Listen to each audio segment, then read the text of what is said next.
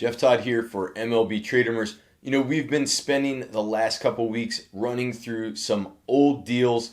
It's been fun to take a look back, but look, we want to get back to business. That's what MLB and the MLB Players Association have been working on preparing for. They have reportedly reached a deal, at least in the broad strokes, about what's going to happen to a host of major economic issues during this coronavirus shutdown. So that's what we're going to talk about today, the reported details about what this deal will entail. Please do run down and subscribe below if you'd like to stay up with us on all the videos we're doing here. Now, listen, let's be clear about one thing up front. Who's represented in these talks? On the one hand, Major League Baseball represents the owners. That's who hire Commissioner Rob Manfred. On the other side, Tony Clark, the head of the union, they're representing Major League Baseball players. That is to say, guys on the 40-man roster, not minor league players, not amateurs that are coming into the game. Yes, they negotiate deals that have an enormous impact on all of those other guys, but it's major leaguers that are actually represented by the union, and the union has always had a fairly strong viewpoint of, first and foremost, protecting those guys that are established big leaguers, have a lot of service time.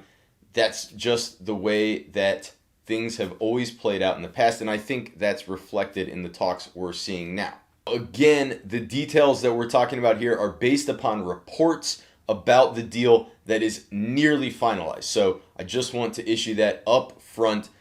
It's clear from what has been reported that the two sides had very different priorities and also very strong priorities. In this case, Major League Baseball was concerned first and foremost with protecting its cash flow. It did not want to get in a situation where it had to pay out more, especially in these times when it's unclear whether they're really going to even be able to stage a season, and if so, how it's going to be monetized. Perhaps not in the typical way of bringing in fans, paying attendance, paying for concessions and shirts and hats and all that stuff.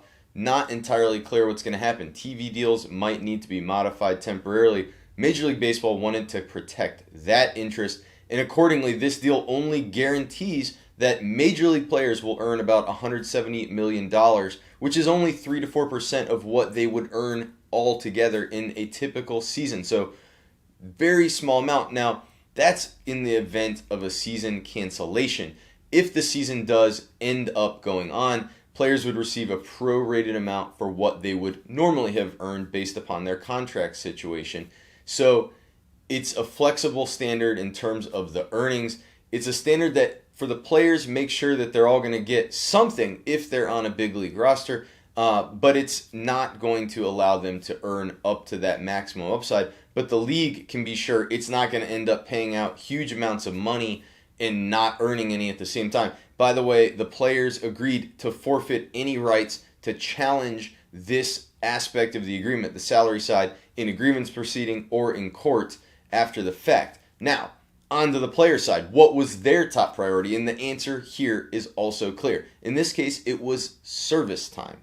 Service time you get when you play in the big leagues. And so basically what the players wanted and what they're getting in this deal is to be treated as if there was or is a full season. Here's how it would work. If there's a partial season, say 81 games, just a half season, in that case, it would all just simply be prorated. If you play that full season in the big leagues, then you'd get a full season of service time. If you played half of that season, 40 games, you get half of the season worth of service time. It all would scale onto the typical schedule, which has 172 days of service time in it. It's a subject for a whole nother video one day. Now, in the event that the season is canceled, this is a huge key to this entire agreement. Players would receive credit for the number of days they accrued in 2019. It would be carried forward, doubled essentially, for 2020, meaning that if you were in the majors for all of 2019, off you go. You've got another season of service. That means guys like Mookie Betts, still going to be a free agent, even if there's no season, meaning the Dodgers will have gotten nothing out of that aspect of the major trade they wrapped up with the Red Sox. guys that are reaching or nearing arbitration eligibility, say Matt Chapman of the Athletics, he's going to be in there. He's going to be able to earn the full salary he might have hoped. Arbitration, another big question that still has to be answered. What kind of statistics will be used? What kind of measures? If it's a half season, if it's a full season, if there is no season, we still don't know exactly what that is going to look like. Obviously, both sides are trying to work out a bunch of difficult factors here, but you can see how this works for the players and the teams on those two major points. What, though, about all of these other players that are not yet on 40-man rosters? What happens to them? That's where things start to get a little iffy, if we're being honest. Looking at the minor league situation, it's still actually pretty unclear based upon the reporting we've seen when guys are going to get paid, whether they're going to get paid. Does it matter if they actually end up playing the season and to what extent? Not clear. It's really, really unclear. Let's bear in mind whether any or all minor league action is going to happen this year, far more so than the big league uncertainty, because staging these contests is going to be tricky enough as it is for the majors. And then looking at the draft and the amateur international signing, this is the two ways that we see young players go from the amateur ranks into the professional ranks. There are going to be huge changes. Now, apparently the side of the players in this, they were worried that Major League Baseball might just cancel the draft outright this year. So they feel good about getting something out of it, but it's not optimal for young guys coming into the big leagues. Normally, the massive draft we have, 40 rounds, it's going to be shrunk to as low as 5 rounds. I guess that number could still rise. Just 5 rounds of the draft. After that, players are going to be capped at just $20,000 in bonus money, which is far less than the typical cap for players drafted out of the first 10 rounds, which is $125,000.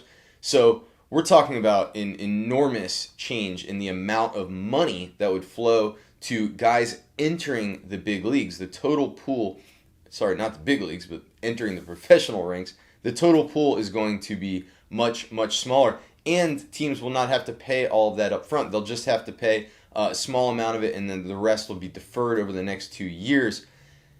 The implications of this are huge. Obviously, we're on the one hand going to almost certainly have a much smaller inflow of players to the professional ranks. And then there's also going to be a much larger number of guys that are staying in college, choosing to go to college in the first place rather than going to the pro ball ranks out of high school. We're almost certainly also going to see a number of guys ending up going to play in Asian leagues, as we saw Carter Stewart do recently. So this is going to have a massive impact. Even if it is just a 1-year change, it's going to have a long ripple effect. And the same holds true on the international side. Still unclear exactly how that's going to be sorted out, but typically July 2nd is when that money starts to flow. Low $1 million bonuses because of the hard international caps that we have these days on younger players. But typically, a big amount of money ends up going out when you add it all up, tens of millions of dollars. That's all going to be put on hold. It's possible that the July 2nd signing period, as they are often referred to, is now not going to begin until early 2021. So that's a tough spot for the young players in other parts of the world who are counting on that money after putting in a ton of hard work. Unfortunately, in this case, remains to be seen exactly how it will work, but it's quite likely that many young people that were expecting to at least give baseball careers a shot are going to have to end up doing a whole different line of work in their future. It's certainly suboptimal. Now, before we wrap up, one other key point to bear in mind here. When this deal goes in place, as is anticipated, there will be a roster freeze that's going to go into effect.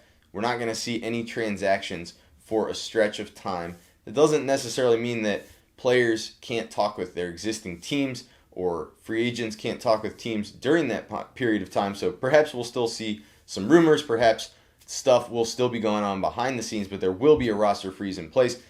So we're just going to have to keep going back to talking about all those interesting old deals that we've always had to give short shrift to because there's so much new stuff always to talk about. We'll be spending our time doing that. Please do let us know in the comments below any great ideas. What do you want to hear? What do you want to learn about on this channel? Thanks for tuning in. Please do hit that like button on your way out the door.